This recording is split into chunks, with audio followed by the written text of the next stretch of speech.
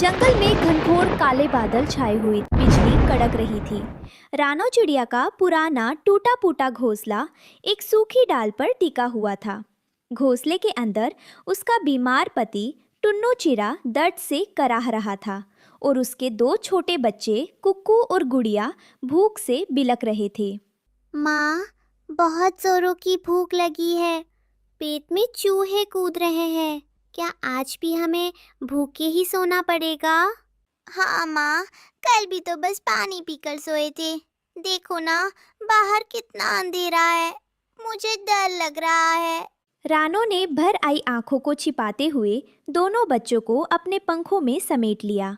वो टूटी हुई आवाज में बोली, नहीं मेरे बच्चों, धीरज रखो। ईश्वर कोई ना कोई रास्ता जरूर दिखाएगा। टुन्नू जी, आप कैसी महसूस कर रहे हैं?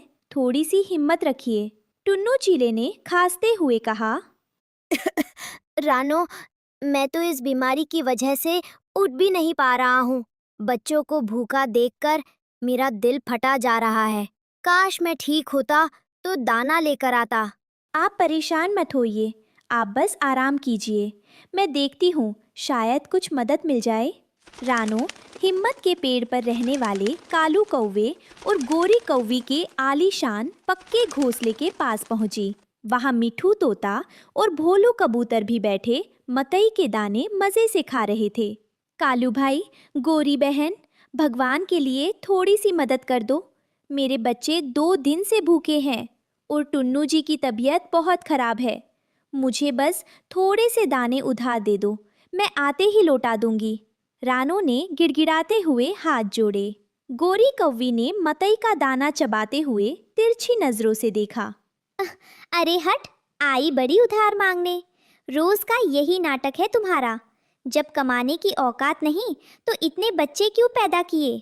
चलो भागो यहाँ से, हमारा मूड खराब मत करो। कालू कौवे ने काव काव करते हुए हंसकर कहा।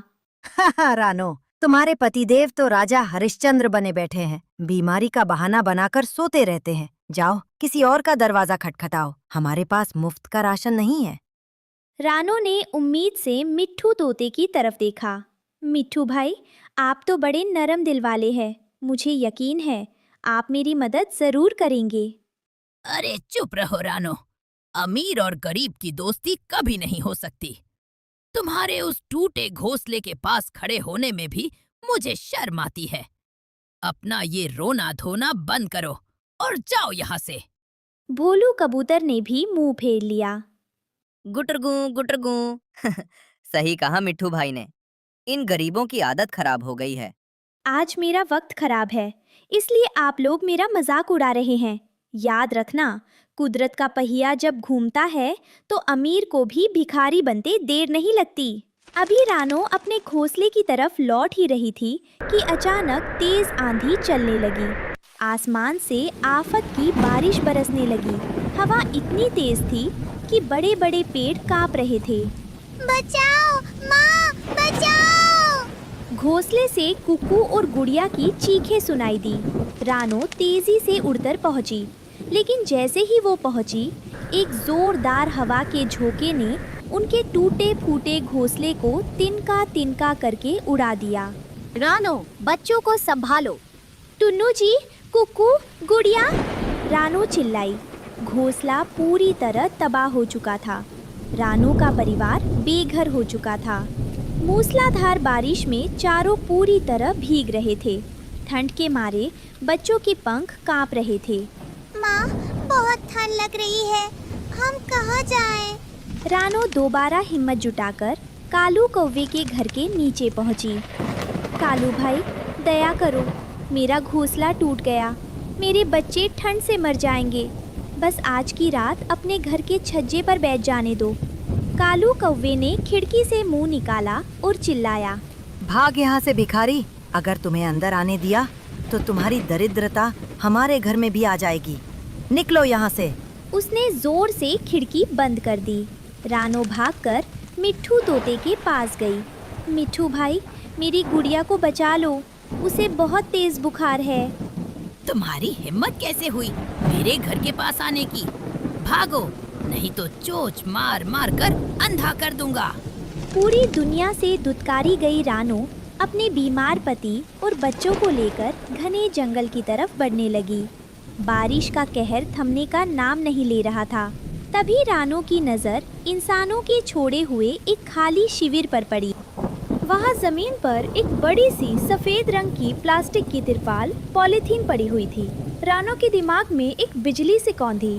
उसने कहा, रोने से काम नहीं चलेगा, मुझे खुद अपने परिवार की ढाल बनना होगा। गुड़िया, पिताजी के पास बैठो और उन्हें अपने पंखों से गर्मी दो, माँ अभी कुछ करती है। रानो ने अपनी चोंच से उस भारी सफेद तिरपाल को खींचना शुरू किया। बारिश की बूंदें उस पर तीर की तरह चुप रही थी, लेकिन एक माँ की ममता के आगे तूफान भी हार मान गया। उसने जंगल से 4 मजबूत सूखी डंडियाँ ढूंढी। टुन्नू ने कमजोर आवाज में पूछा, रानो, तुम क्या कर रही हो? इतनी ताकत कहाँ से ला रही हो? तंबू बना रही हूँ टुन्नू जी। आज कुदरत और इंसान की छोड़ी चीज ही हमारा सहारा बनेगी। रानो ने चारों डंडियों को मिट्टी में गहराई से धंसाया और अपनी चोट से तिरपाल के कोनों को उन डंडियों से बांध दिया। देखते ही देखते उसने इंसानी तर्ज पर एक छोटा सा वाटरप्रूफ तंबू तैयार कर दिया। बच्चों, टुन्नू जी, जल्दी इसके अंदर आ जाओ। जैसे ही पूरा परिवार उस तिरपाल के तंबू के अंदर गया, बारिश का पानी बाहर ही रुक गया। अंदर बिल्कुल सूखा और सुरक्षित माहौल था। कुक्कू ने राहत की सांस ली। वाह माँ, इसमें तो पानी की एक बूंद भी नहीं आ रही। ये तो कालू कौवे के घर से भी अच्छा है। मेरी माँ सबसे बहादुर है। जब तक तुम्हारे माता पिता जिंदा है, तुम्हें आँच भी नहीं आने देंगे। अगले कुछ दिनों तक बारिश लगातार जारी रही। जहाँ कालू कौवे और मिट्ठू तोते के पक्के घोंसले भी सीलन और पानी टपकने की वजह से रहने लायक नहीं बचे थे, वहीं रानो का परिवार उस सफेद तिरपाल के तंबू में बिल्कुल सुरक्षित और सूखा था। तिरपाल ने उन्हें बारिश के कहर से पूरी तरह बचा लिया था। कुछ दिनों बाद आखिरकार आसमान साफ हुआ और सुनहरी धूप खिली। टुन्नू चिड़ा भी अब काफी हद तक ठीक हो चुका था। रानो, तुमने इस मुश्किल वक्त में जो समझदारी और हिम्मत दिखाई, उसका कोई जवाब नहीं। चलो, अब हम मिलकर अपना नया आशियाना बनाते हैं। हाँ पिताजी, हम भी आपकी और माँ की मदद करेंगे। रानो, टुन्नू और बच्चों ने मिलकर जंगल से अच्छे पक्के तिनके और हरी घास इकट्ठी की। कुछ ही दिनों की कड़ी मेहनत के बाद उन्होंने उसी तिरपाल के पास एक सुंदर और मजबूत नया घोंसला तैयार कर लिया। तभी वहाँ से कालू कौवा और मिट्ठू तोता गुजरे। उनका घोंसला बारिश में क्षतिग्रस्त हो चुका था और वे बेहाल दिख रहे थे। कालू कौवे ने शर्मिंदगी से सिर झुकाकर कहा, रानो, हमें माफ कर देना। हमने मुसीबत के वक्त तुम्हारा मजाक उड़ाया और तुम्हारी मदद नहीं की, लेकिन तुम्हारी हिम्मत देखकर आज हमारी आंखें खुल गईं।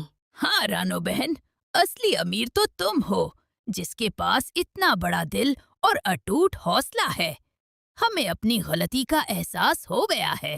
कालू भाई, मिट्ठू भाई, वक्त कभी एक जैसा नहीं रहता। विपत्ति के समय किसी का मजाक उड़ाने के बजाय अगर हाथ बढ़ाया जाए तो ईश्वर भी खुश होता है। मुझे आपसे कोई गिला शिकवा नहीं है।